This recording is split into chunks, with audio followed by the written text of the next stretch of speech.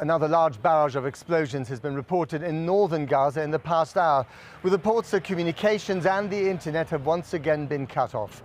The Israeli army said today it had now struck over 2,500 terror targets.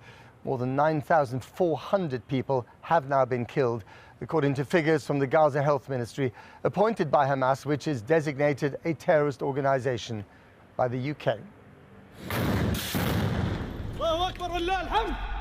Since their gruesome videos on Black Saturday, Hamas have been largely invisible until now. Courtesy of the Hamas military wing, we have these pictures of house-to-house fighting in Gaza City, complete with target graphics. Here, an Israeli armored vehicle approaches. A hit from a shoulder-launched missile. We don't know what happened to the crew inside, and we're not being told. If there are gruesome images, Hamas has not publicized them, unlike the horror they recorded on October the 7th, when they targeted defenseless civilians in Israel. But the message is clear. We are fighting the Israelis on our turf. They don't seem to be in the mood for a ceasefire, and nor do they. Israeli ground troops advancing deep into Gaza with their superior armor, courtesy of the IDF media division.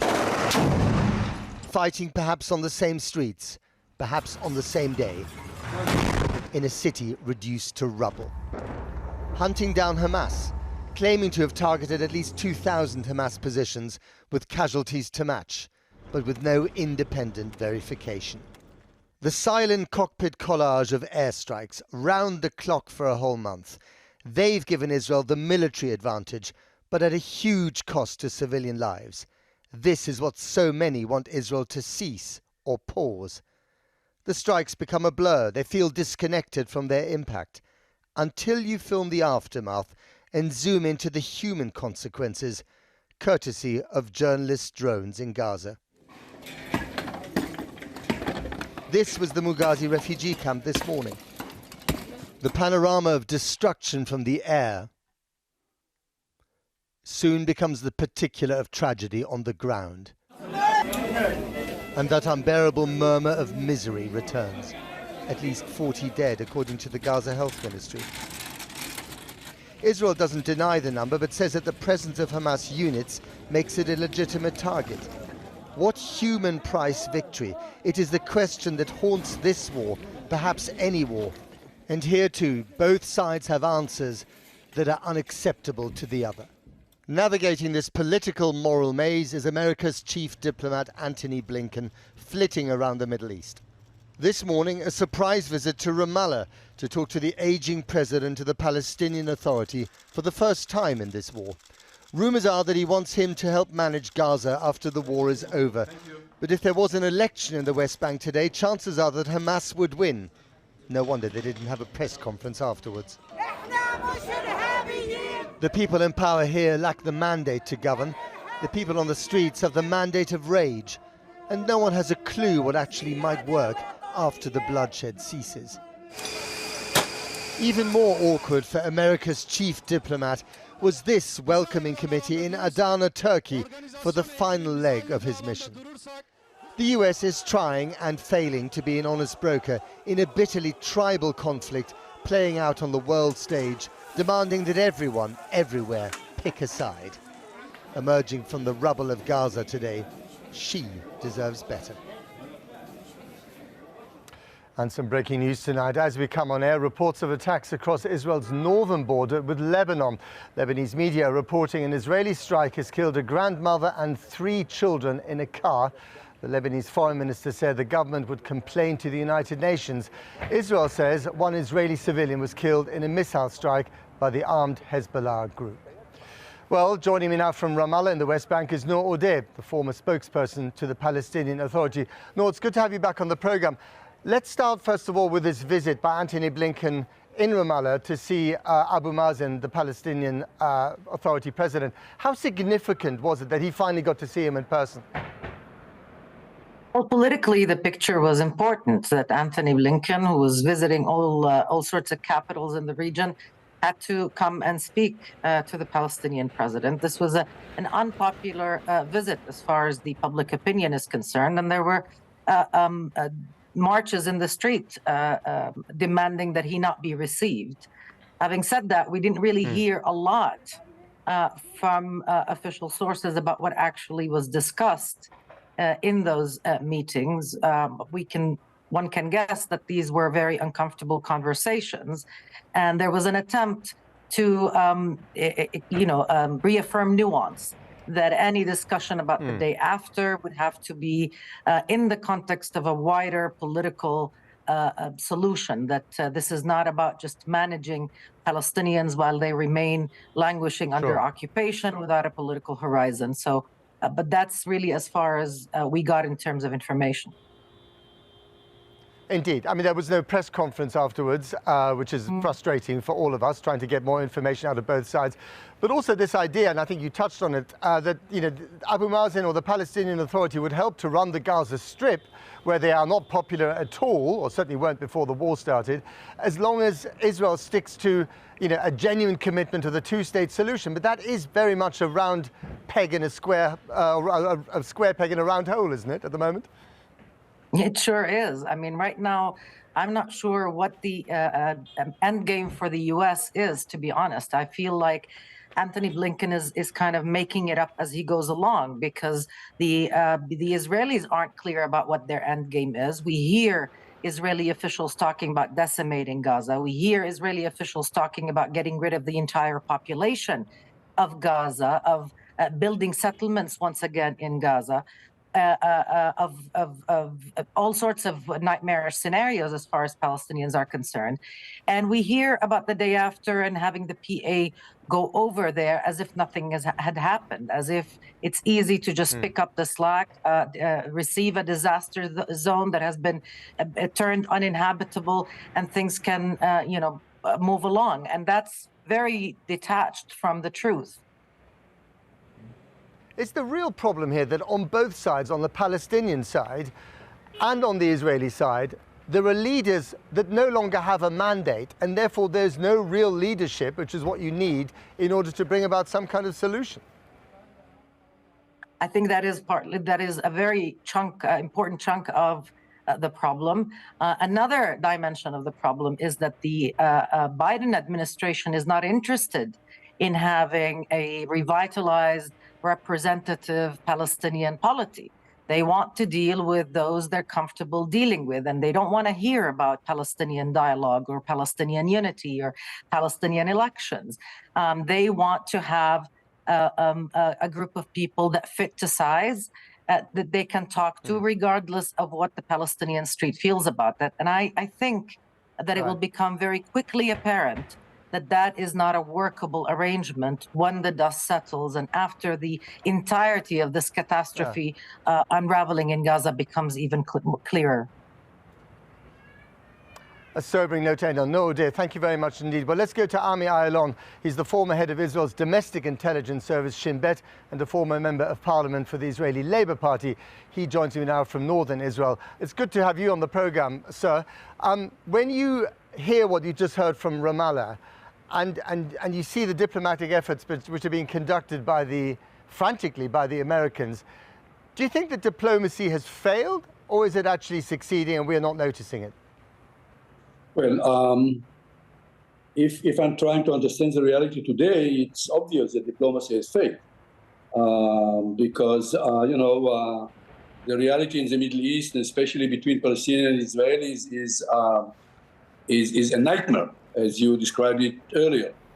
But I'm not looking on the present. I'm trying to understand the past, and in a way to jump ahead into the future, and to dream or to describe a better reality. I have to remind myself, I was a young naval officer during the Yom Kippur War, which was a bloody war.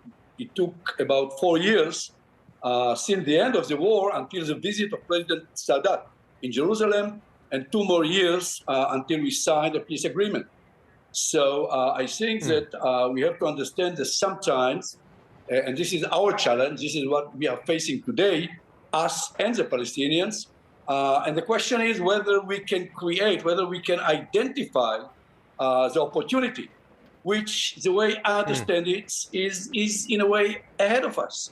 I was listening to the woman that presented the Palestinian society, and if I understand, and she said something that I totally agree. We cannot create a better future until we shall understand the concept, and the concept of the future is to create a better political horizon for both of us. And this political horizon will be based on the Arab Peace Initiative. And this is what we have to learn from the nightmare that we are facing, all of us today. Right, but whenever you've had courageous political leaders in this part of the world who genuinely advance the cause of peace, you know, whether it's Anwar Sadat or Yitzhak Rabin, they end up getting assassinated by extremists on their own side. Okay, I have to admit I was a lousy politician, and the fact that I decided that I cannot influence while I was in politics, but I learned something. And we shouldn't try to understand or to measure the reality when we see the leadership of today, on both sides, by the way. Netanyahu do not represent the Israelis, and Abbas do not represent the Palestinians. But we have to listen. We don't have to listen to the people who present the extreme ideas, as I heard from the Palestinian representative that spoke before me. There are some lunatics within our political community who believe that we can kill all our enemies. They do not represent more than 5% of the Israelis. Okay. And I believe that Hamas and the massacre that they showed us do not represent the Palestinian people. Now, let me tell you something. Sure. 10 days ago, when Israelis were asked who should replace Hamas on the day after in Gaza, between 70 to 80% of the Palestinians said that they believe that the Palestinian Authority should enter into the vacuum that hopefully will be created on the day after. Why I'm saying it? Because you have to understand that a month ago, you couldn't hear Israelis who would tell you the same. Okay, all right, we've got no time left, so a quick question and a one-word answer. Is Bibi Netanyahu the man who could lead this country to a better and more peaceful solution, yes or no? No. Okay, we'll leave it there. Bibi Netanyahu is over. That's it, that's all we have time for. I'm sorry, we're going to leave it there. Ami Aylon, thank you very much. In power the moment that this battle is over. Okay, got to leave it. Thank you, Ami Aylon. Thank you so much for joining us. We'll continue the conversation another day. Now, the Scottish First Minister, Hamza Yousaf, says that his parents-in-law have now arrived safely in Scotland after they were trapped in Gaza for 4 weeks. Mr. Yousaf shared a photograph of the family, including his wife's parents, Elizabeth and Magid Al-Nakla.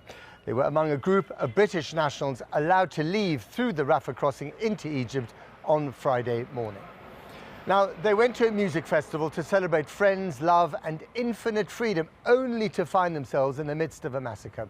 Some 270 people were killed and an unknown number injured and taken hostage when Hamas attacked the Supernova Trance Music Festival 3 miles from Israel's border with Gaza on October the 7th. The young people who endured hours under fire and saw their friends killed and kidnapped are only now beginning to process that trauma and the consequences for themselves personally, for Israel and for Gaza. The 3 survivors spoke to our international editor, Lindsay Hilson. Watch. We were dancing, and those seconds of being so unbelievably happy and safe and feel all the love, and then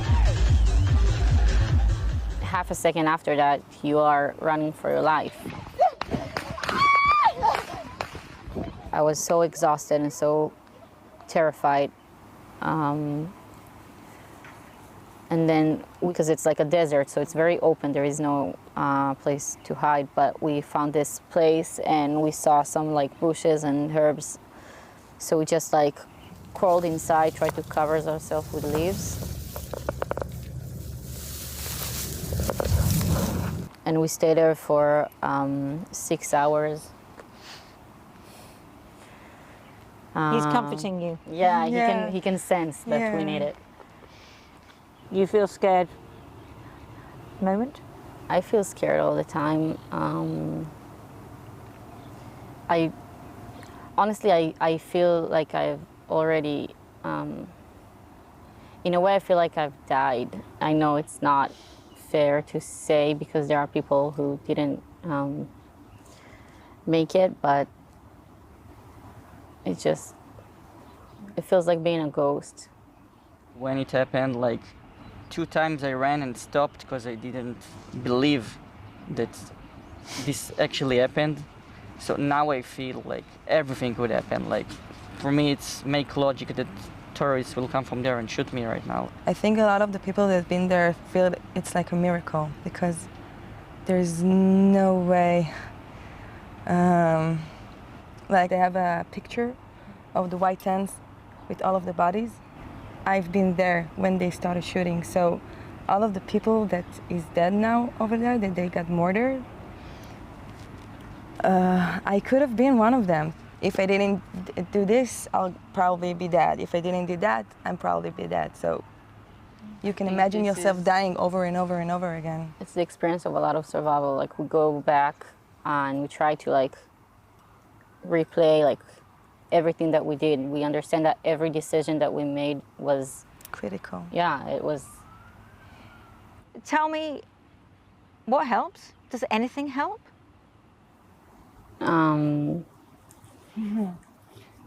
For me, helps talking. Talking. Like when I tell my story, it helps me, I think. There's no way that this trauma will vanish. No, like, but it's only time, I believe. Only time. Do you think it's changed you as a person or how you look at the world? In some way, I feel like, okay, this world is like much worse than I thought, much more cynical. Yeah. Like people see it and think this is somehow acts of freedom fighters. I can get it. We stop being naive. What about you, Millet? Do you feel it's changed you? Yeah, I feel like my entire being has been shattered. Like to know that other people are actually being able to laugh and celebrate the thing that my country is going through right now. It's beyond devastating.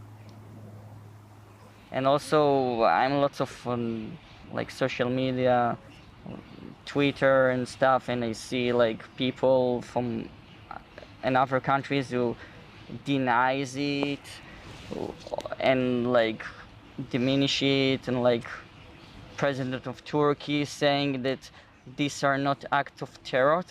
So what is terror if this is not terror? So this is kind of making me think that we live in a bad world. And what about the bombing of Gaza? Because obviously there is concern about the number of civilians. People like you, people, you know, young men and women like you being killed in Gaza. I know that Hamas is hostage. איך אומרים? מחזיקים אותם גם They use them as human shields. Yeah, we know that. We've been there. Been there, like, done that. We shoot know from- this is their strategy. We're not the only the good side. We know that the bombing in Gaza, it's not. It's horrifying. Yeah, I really don't want kids and women and good people that are against Hamas will die. But if you are with Hamas and you do believe in their way, how do you want us to handle this? Like, they're butchers of people. Like, it's not a revenge, it's the reality. We really don't know what to do.